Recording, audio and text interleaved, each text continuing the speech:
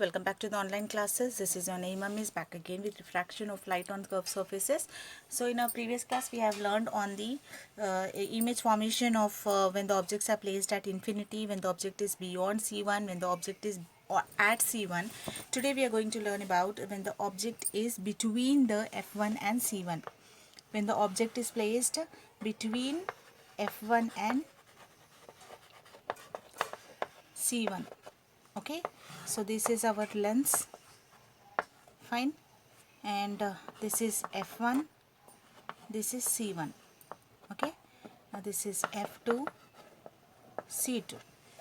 Okay, so what we are saying that the object is placed between the F1 and C1. So we are placing the object somewhere here between the F1 and C1.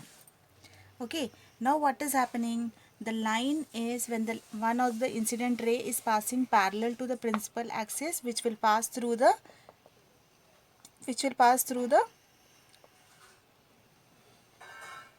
focus. Yes, then next will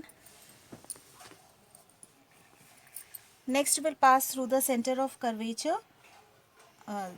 Next will pass from the optical center and meet somewhere in the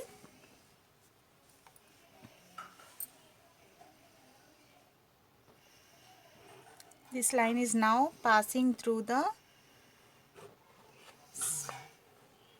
optical center and it is going to meet somewhere here. Okay, that will be somewhere beyond the C2, right? Somewhere beyond the C2. So what we will write position is beyond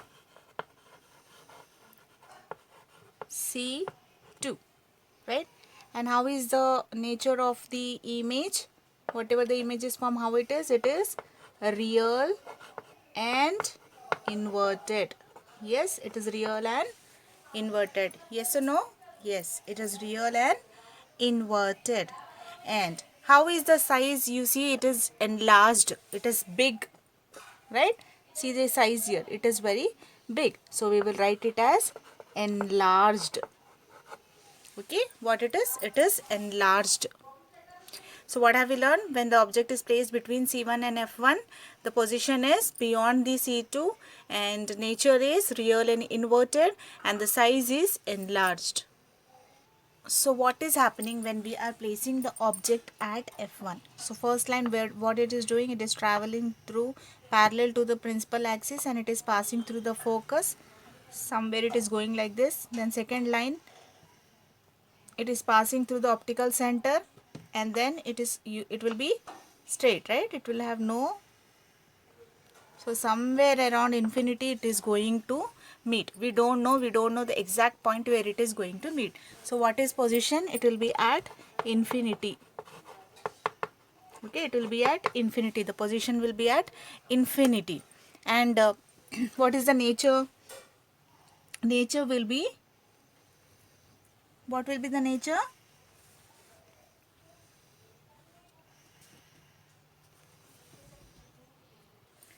It will be real. Yes, somewhere it is going to form, but it will be inverted only, right? And what will the size be? Size will be enlarged, very highly enlarged. Enlarged highly. Why highly enlarged? Because we don't know where it is going to meet, and we can say that the size is increasing when it is moving. Where it is going to get meet, the size is increasing. So that means the size will be very largely enlarged. So here what we are seeing, the diagram, see we have C1, F1, F2 and C2. So what we are saying, we are placing the object between the somewhere here we are going to be, O means optic center. This is the optic center. We are placing the object somewhere here. Okay, then what we are doing, the light is incident ray is passing through the focus somewhere like this and then from the center somewhere like this.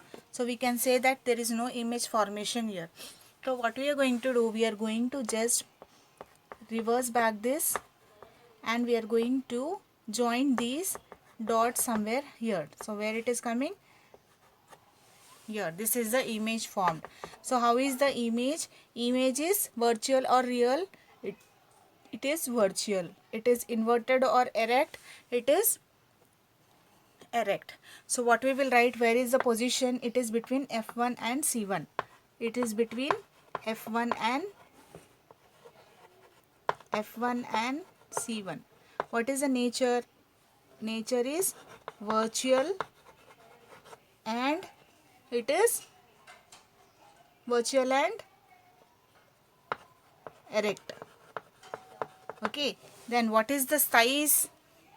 Size is enlarged, because you can see the size of the object is small and here you can see the size of the image is big. So we can say that it is enlarged. So with this we have learned the image formation. This is very important, children. We have to know how the images are formed. They'll give you the, they'll give you like problems saying that the image is at the object is placed at so and so, and this is the distance. You find out what is the how much is the at what distance the image is formed, and what is the focal length, what is center of curvature, magnification, all these things they'll ask. So better you will just try to understand these positions. As in this image formation is virtual, we have learned that we can see that in with our eyes. Okay, as this here the image formation is virtual, we can see this with our naked eyes. In all other cases the image is real, which we cannot see with our naked eyes, but it can be viewed if the image is captured on the screen. But this virtual images cannot be captured on the screen but can be seen with our naked eyes, whereas the real images are captured on the screen. A magnified virtual image is formed on the same side of the lens where the object is placed. Thus the image you are seeing through a lens is not real, it is virtual image of the object. This particular behavior of convex lens helps to construct a microscope which gives a magnified images. These lenses are used in the microscopes. You see in the microscope we have small convex lenses. You might remember that the magnification of this virtual image is possible only when the object is at distance less than the focal length of the lens. Now till now we have learned to draw the diagrams for various positions of the objects placed on the principal axis using convex lens, right?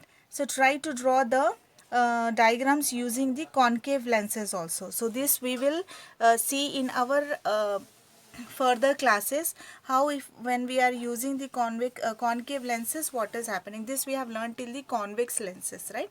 We have learned about convex lens. So in further classes this arrow represents convex lens. Do remember, when you are marking the arrow like this, it represents a convex lens.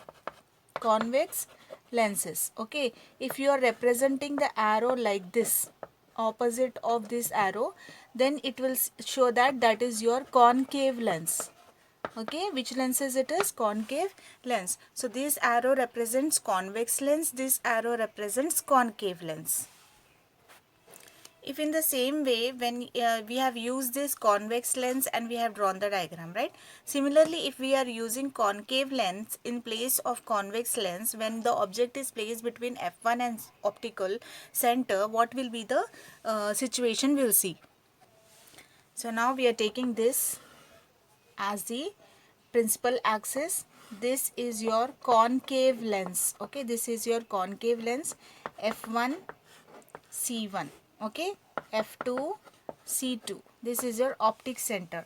So as we said, we are placing the object between the F1 and optic center. So what do you think the image formation will be taking place? What will be the image formation taking place? So when the object here,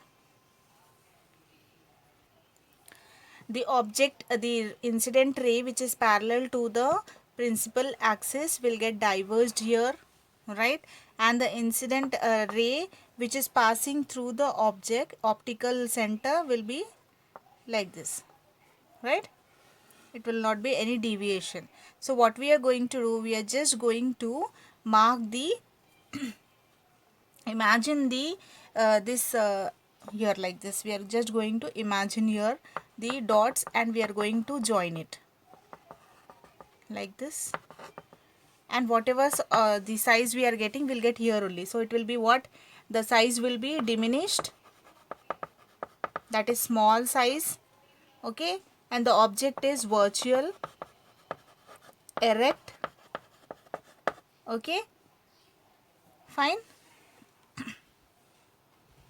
So this will be if we are placing the object at the optic center and the this one focus, you will get virtual, erect and diminish in size between the focal point and the object, optical center. Yes, we are getting the same thing. So with this we end up the image formation of this uh, objects by using the ray diagram. First three we have already completed in previous video. This is the last three. And we have even seen the concave lenses also. So that means when you are using concave lens, you can see that the rays are getting diverged. Same rules are followed, instead just that the rays are getting diverged. Okay, so